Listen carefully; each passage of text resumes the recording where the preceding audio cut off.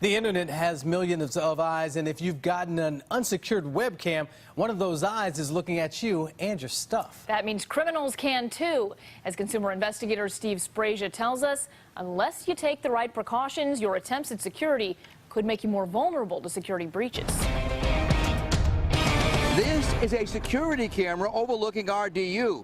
If you look closely in the lower portion of the picture, you can see our automobile. But I'm not watching this picture in some high-tech security area. I'm watching it on my iPad through a website which allows me to look at all kinds of unsecured webcams. And folks, it's not the only one that's out there. Your home, your front porch, a classroom, and thousands of other places. Open access to personal webcams. It's a dirty little secret on the web. We first started hearing about this a decade ago, I guess, when webcams started coming online for people to have at home. There's an estimated 73,000 unsecured webcams and lots of websites that allow people to take a peek. What they offer isn't hacked and it's not illegal to view, which means that anybody can look in, including criminals. People scan the internet all the time looking for holes in people's security, and they find these cameras. It's their front porch. But then this one, is in the house, but it's looking outside. So how does this unwanted access happen? Well, I learned it's because most people do this: unwrap and use. I'm going to unbox it here, show you what it all looks like. Because you have to configure it.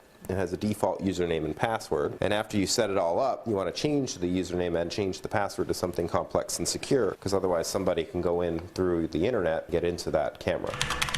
Security expert Craig Petronella estimates up to 80% of people don't bother changing the default settings on their home cameras. Change the username and password of the device, and then you'll see it actually go blank.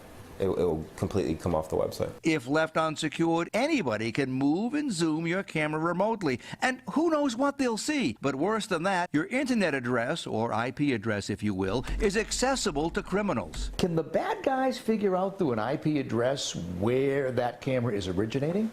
Yes, actually, and they use metadata and GPS to kind of piece things together. So, while you think this surveillance video of your front doorstep is generic, the criminals can figure out where your front door is. But not all cameras operate the same way. A Nest camera or a Ring camera, that type of thing, they've got a central server that you access, and all the data that's passed between the device and their servers is encrypted.